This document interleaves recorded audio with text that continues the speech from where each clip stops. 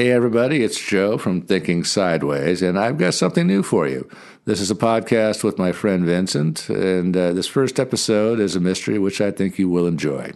But I wanted to say this, we were messing around with some different audio gear for this one, and the sound quality isn't quite the best, but rest assured in the future episodes will sound a lot better. So, enjoy. Featuring Joe from Thinking Sideways podcast and filmmaker Vincent Caldelli. This is The Shocking Details.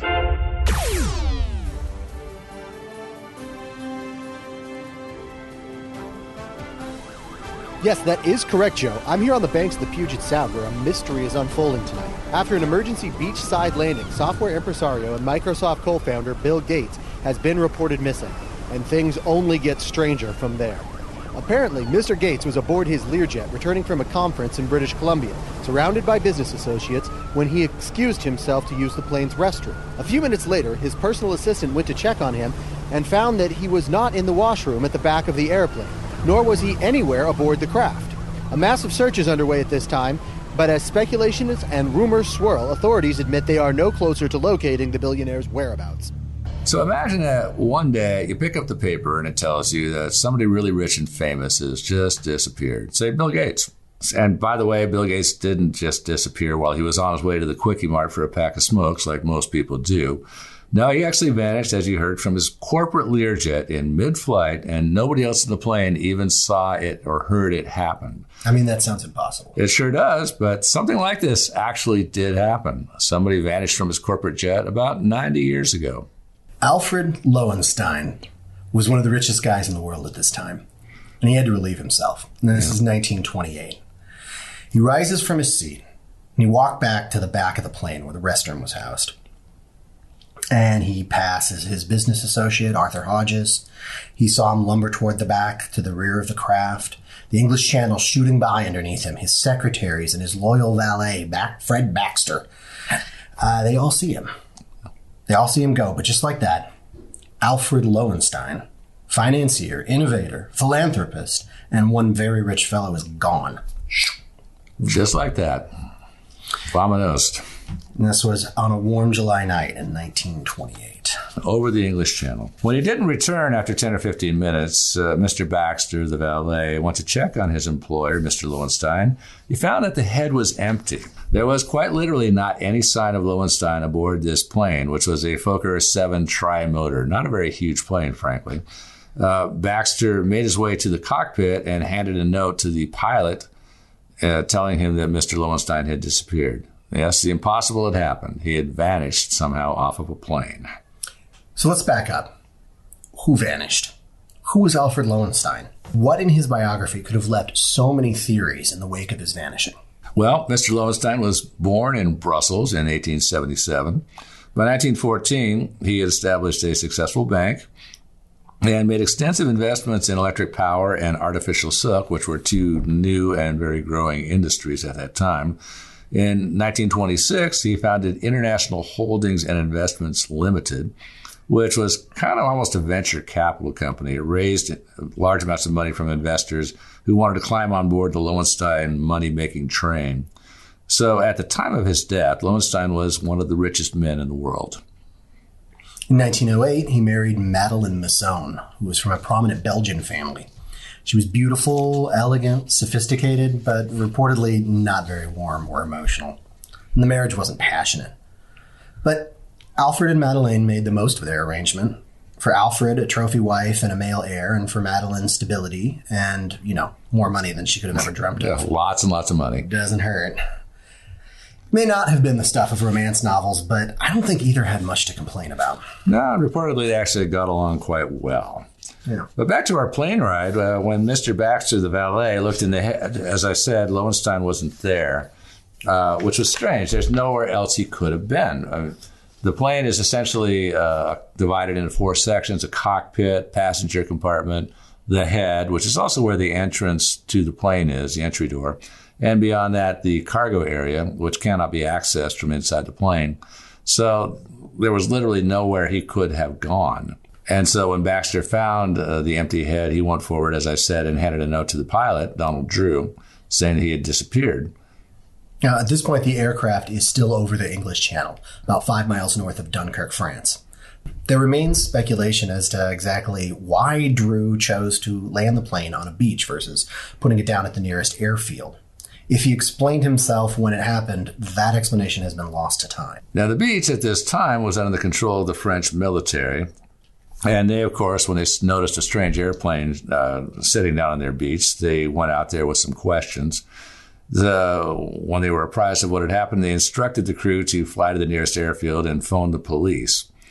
And when they did this, they offered a fairly simple explanation for what they thought had happened. The pilot and the co-pilot both told the police that the exit door of the airplane opened fairly easily and that they believed that perhaps Alfred Lowenstein had bumped against the door.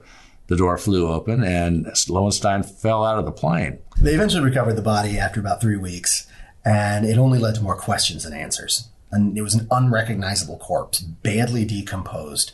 Fishermen found it, and when they found him, he was wearing Lowenstein's watch. Lowenstein's watch. That gets me too. His silk underwear, his socks, and his shoes.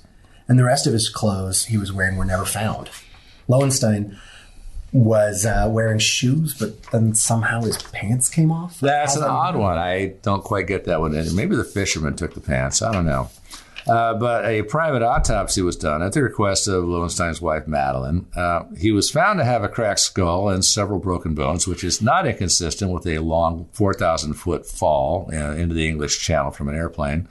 Doctors concluded that he had died from the fall, and otherwise they found nothing abnormal. There was no poison in his system. He had no big medical issues. There was no indication of foul play, no defensive wounds. Madeline had Alfred buried in her family's cemetery in an unmarked grave. She also declined to attend his funeral. But the case, it wound down eventually in the press. Eventually, curiosity about his death was minimal from officials, to say the least, part of which being that he died outside of any official jurisdiction. That's right. He was over the English Channel. And with that, he was gone again.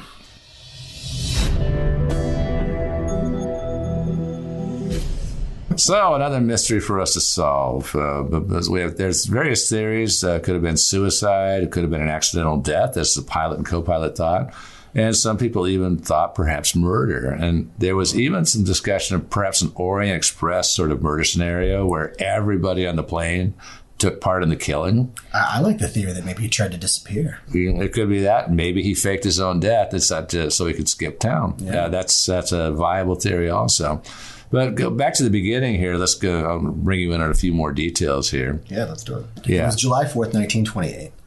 Lowenstein and his entourage left the Croydon airfield in the south of London. It was apparently the number one aerodrome in England at the time. Yeah. So they take off about 6:30 p.m. and the plan was to fly to Brussels, about 200 miles east, on Lowenstein's private airplane. As you informed us, that's a Belgian-made Fokker 7 trimotor. Yeah. A fun little plane that was capable of cruising at a breathtaking 106 miles an hour. So this should have been about a 2-hour flight, assuming no headwinds or anything like that. The weather was good. Sunset at Dunkirk was about 9:07 p.m., so it was a daylight flight. So let's also talk about who's on there. Yeah. The suspects. Our possible murder suspects or witnesses, or whatever you want to call them. There were 6 people on the plane. There was Donald Drew, who was the pilot. Robert Little, who was a co-pilot and mechanic. Fred Baxter, that was Lowenstein's valet. Arthur Hodgson, who was a secretary and business associate. Eileen Clark, who was a stenographer. And Paula Biddulon, who was also a stenographer, correct? Yeah, also. He actually, Lowenstein liked to travel with a couple of stenographers because he was a very, very energetic, busy guy. And he was constantly dictating memos and letters. And so having 2 stenographers there to bounce back and forth between them apparently was his just standard way of doing business. Wow. Yeah, that's one of the reasons he got so rich, is the guy was just so energetic. But it should be noted that by this point in his life, he had developed a few health problems. He was a workaholic and a stressful job. He had apparently very high blood pressure. And he had some recent lapses, which may have been related to the stress and perhaps the high blood pressure. He had some absent-mindedness, which included one incident where he nearly walked into the propeller of his plane. That would be the Fokker 7 trimotor. Nearly walked into it. So, I mean, that would maybe lead to the theoretical explanation that it could be an accident, that he just sort of Mr. Magoo'd out the back of the plane. Yeah, he could have mistaken the door of the head for the door, the exit door of the plane. And it would have been dark at this time? No, it would have been light still. Okay. But I don't know how light it was inside that airplane. Yeah. Of course, and that has been proposed as a theory, is that perhaps he mistook one door for the other. But I have a problem with that. Okay. Which is this. The way it worked is to save weight, they didn't have a separate door. There was a door between the passenger compartment and the little compartment at the back that had the entry foyer and that had the head. Mm-hmm. And there was a door between that. And that door doubled as the door to the head. Mm. So when that door was open, then the head was closed. And when that door, and people are boarding and deboarding the plane. Mm-hmm. And in flight, if you needed to use the head, then you just went back and shut that door between the main cabin and that little foyer, mm-hmm. and use the head. The head at that point has no door on it. It's open. Mm-hmm. So if you walk back into that little foyer and close the door between it and the main passenger cabin, then there was no chance of mistaking the head door for the exit door. Yeah. Because the head would have no door on it. He could look in there and see a toilet. Yeah. Well, and then also the police attempted to open the door mid-flight on a similar aircraft. Well, yeah. They couldn't do it. Yeah, they tried at cruising speed, which I said is about 106 miles an hour, and they tried to force the door open, and they found that, well, it didn't want to open. I mean, just try opening your car door. It's on the freeway at 60 miles an hour and see what, it's not easy, right? It makes sense. It actually makes perfect sense. Imagine it nearly double the speed. So the whole idea that he fell out of the plane seems a little silly to me. Now, refresh my memory. When the plane landed, did they find this door open or closed? Closed. It was closed. So it was shut. Yeah, it's nothing seriously wrong. There was one theory that one person put out is that perhaps the pilot and the co-pilot had conspired to murder Lowenstein, and they mm-hmm. placed a door that was faulty, that didn't latch correctly on the in the entry to the plane, landed on the beach so that one of them could hop out of the plane and pull that door off the plane, and then swap it with the door to the luggage compartment, which was an identical sized door, and which worked correctly. And that's one thing. I find that a little hard to believe, because even if the door didn't latch correctly, it still would not have come open easily. Okay, so now we're getting into murder. If these guys wanted to kill him, why would they do that? Why would the pilot kill him? Well, I know. And, for one thing, of course, being a highly successful millionaire, he's obviously screwed some people in the past. And so he had a few enemies in that respect. It could have been a hit. That somebody paid the pilot and the co-pilot to murder him is a possibility. Right. And the possibilities of suicide and murder kind of mixed together here, because in spring and summer 1928, an anonymous document was being circulated in financial circles in Europe, which accused Lowenstein of quite a few financial crimes in the course of building his little empire. And this actually caused a big hit on his holding company's stock. It did plummet. And so on paper, at least, his fortune did actually go down quite a bit. And people involved in business dealings with Lowenstein began to see him as a liability. Papers reported he'd been turned down for $1 million loan. So apparently it was maybe a little hard up for walking around cash. Right. And so is it possible that his financial empire was about to fall apart and the pressure got to be too much? This would explain the suicide thing. But also he had business partners at his holding company. Mm-hmm. This is where murder comes in. If they saw him as more of a liability than an asset at this point in time, then perhaps they thought they should just get him out of the way, and then they could just say, well, he's gone, no harm, no foul, let's go back to business as usual. I mean, I think from, pardon the bad pun, 30,000 feet, that looks good, but when you really start thinking about it, I don't know that holds up. Murder? Murder or suicide. If it's suicide, how's he get out of the plane? They tried to open the door and couldn't do it. That's it. Yeah, he was in his 50s. I'm not sure what kind of shape he was in, but it would have been pretty difficult to force the door open far enough to get out of the plane. Right. I mean, maybe he could have somehow forced it and squeezed through it. And I don't know, maybe. Yeah. And then in terms of murder, there has to be. I mean, Joe, there has to be an easier way to kill a guy than in a tiny space with 6 witnesses or 4 other witnesses, whoever was involved. Yeah, there's got to be. I mean, I would think there's poisoning or maybe run them over with a car. I mean, there's all kinds of ways to kill somebody. Right, and make it look like a random mugging on the streets of London. Yeah. And it's just not a very elegant way to go about a murder. Oh, I know. But there is one guy who's actually probably more than anybody else researched this case, and that the guy's name is William Norris, and he wrote a book called The Man Who Fell from the Sky, which was published in 1987. And he is the foremost proponent of the murder theory. He believes that Pilot Drew and co-pilot Little were hired by Lowenstein's business partners to kill him.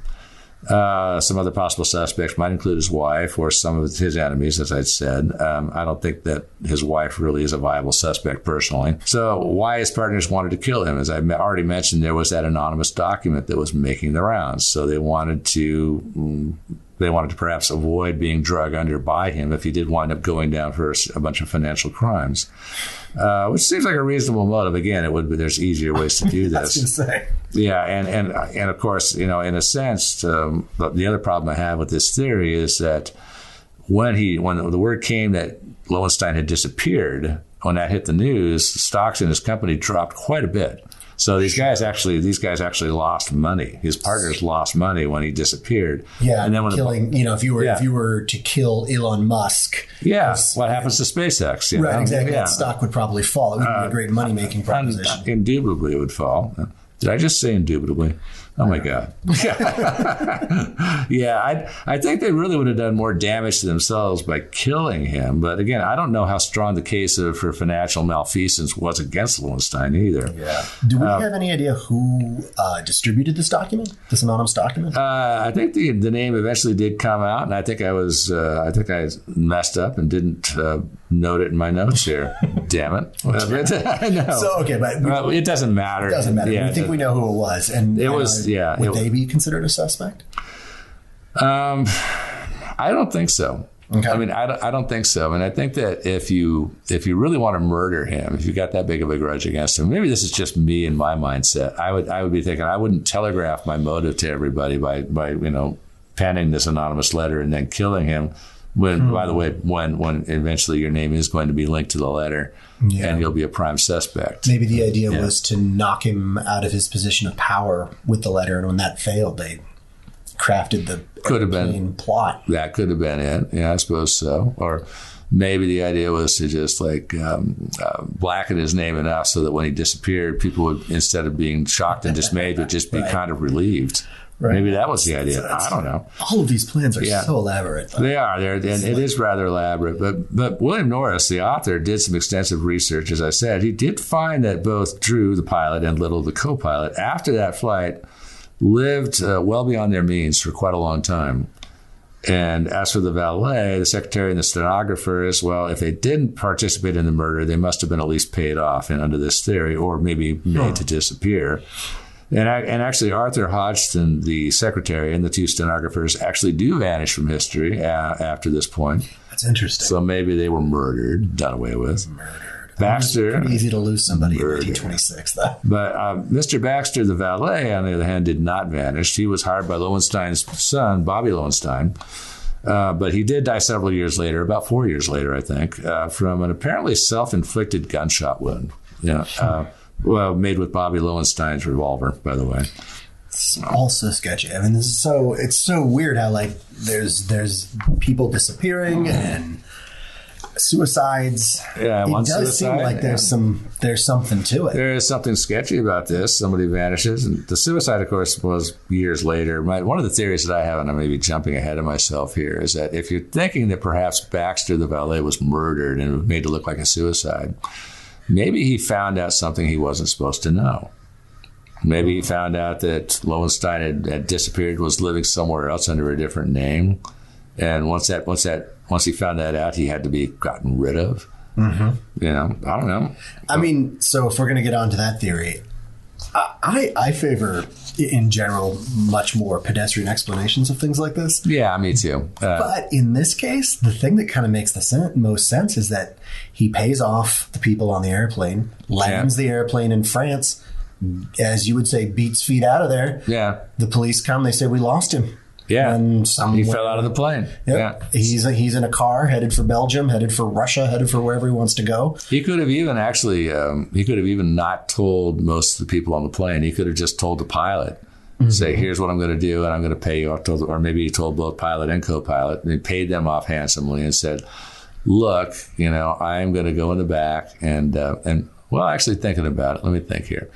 So I have had this thought that perhaps he hadn't had that plane that long. Mm-hmm.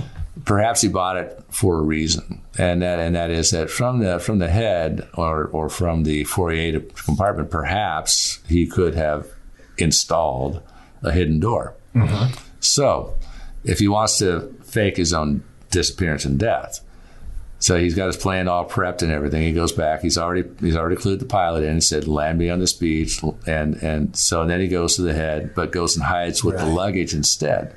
And as soon as he touches down on the beach, then he heads out the luggage compartment door and lays flat. And the pilot, of course, under instructions, moseys down the beach a ways, taxis down the beach, and then Lowenstein picks himself up and walks across the beach. At this point, he's far enough in the rearview mirror. Mm-hmm. He just looks like some random dude walking down the beach. Yeah. So he walks across the beach, and there's a road right there off the beach where he's got, perhaps, hypothetically, somebody waiting in a car to pick him up. I think what's challenging about the disappearance, all the disappearance theories for me, is that we don't know enough about Lowenstein's finances. We don't, yeah. Did he have some money squirreled away? Did he have $1 million in a Swiss bank account that we don't know about? Well, this is, again, me and my mindset. If I were, say, anybody stinking rich, like, say, if I were Bill Gates or anybody, I would have, say, $5-10 million in just cash, just squirreled away in various hiding places. I would have some gold. I would have all kinds of stuff. I wouldn't have all my money just in stocks and bonds and things like that. I'd want to have some cold, hard cash. Well, and in the 1920s is the era of bearer bonds, of extremely large currencies. Yeah. He could be we know that he was invested in a lot of different businesses. Yeah. So, I mean, that's the one of all the ones that we've come across. And that's why I think there's actually an entertaining case for me, is that I would say, it probably was just an accident. But it kind of is the one that makes the best sense, especially since they didn't land on an airfield. Yeah. That's really what keyed me in on it. We're talking about this. They land on the beach. Why did they land on the beach? Well, yeah, there's a few things about that we should to take a look at here. Yeah, let's dig into the beach. Because that kind of flipped my whole thinking on it. Pilot and the co-pilot told the police that the door opened easily. Yeah. They should know that when that airstream is pushing on the door, it's not going to open easily. If they're pilots. So let's look at all the evidence. Consider this. The pilot, Donald Drew, puts the plane down on a deserted beach. Drew and Little both told the police that the door on the airplane opened easily, and that was not true. Exactly. And both Drew and Little appeared to have lived beyond their means after the disappearance. The incident took place over the English Channel, outside of the jurisdiction of any estate. Yeah. And, of course, as I said, the Fokker tri-motor belonged to Lowenstein, so he had control over it, and he could have modified it. Compartment to hide in, a hatch to escape from. Yeah, exactly. So considering all those things, I say we got the suicide, the murder, and the murder again. I just find that too hard to believe. And I typically, in cases like this, I usually go for something other than he arranged his own disappearance. But in this case, I don't know. I got to say, I kind of like the disappearing theory, like you said. So we're kind of on the same page. And there's another possibility, which is that maybe he didn't even get on the plane to begin with. And while everybody's like looking over the English Channel for him, right. And if anybody suspected something, let's say, somebody sharp-minded like you and I suspected that he faked the whole thing, and he'd actually gotten off at Dunkirk and gone away, and they were looking for him there. he's actually already on a plane heading to, say, America. And he was never even over the English Channel to begin with. Yeah. So that's another possibility. I think it's a really interesting possibility. Yeah. The other thing that really caught my eye was that his wife buried him in an unmarked grave. Yeah, that's interesting, isn't it? I mean, because I know that forensics were probably pretty young back then. Oh, yeah. The ultimate thing would be to dig him up. I mean, even today, we could probably get some amount of DNA or dental records or something to see if that body was really his. Putting him in an unmarked grave increases the likelihood that corpse gets lost. Yeah, there's that. Also, it was actually buried in the Masson family graveyard. It was a private graveyard. So I don't know exactly what the logistics, legally speaking. I assume you can still get a court order to have something exhumed, but if it's on private property like that, it might be a little harder. Well, but then you could come up with the thing that if you did get the court order, whatever, it all comes through, that the records are incorrect. The records have been lost. The records were intentionally obfuscated so that it would be harder to dig that body up. I mean, how many rich men are buried in unmarked graves? Yeah, not that many. Not very common. Yeah, I know. It's an intriguing thing, but if his body could be found, it would be worthwhile, I think, to actually do a little DNA against him. And I assume it's known where his son Bobby, who has to be dead by now, I assume it's known where Bobby is buried. So let's dig up the bodies and see if they're a match. Oh, I mean, I'm sure there's probably still a Lowenstein bloodline out there somewhere they could. There's probably somebody still alive. Might not even have to dig Bobby up, right? Yeah. So, okay, what else? Are there any other theories, or is this kind of, or have we settled on this? Because I'm the more we talk about it, I'm sold on the self-disappearance. Yeah, I'm kind of sold on that too. I think he decided to, and it may well be, he said when this so-called anonymous document came out, accusing him of all sorts of crimes, it was just all pure libel, perhaps. But it might have been enough truth there that perhaps he was concerned about perhaps an indictment or two, and thought, well, maybe it's time to just get out of town. Yeah, and that might be another way of I don't know what financial regulation was like in 1928. It was terrible. Yeah, it might. I don't know that much. Yeah, but it might well be that he sort of knew that if he left, then the feds would not step in and dismantle his companies or penalize his partners or his family or any of that stuff. If he just died, they would just drop the whole matter.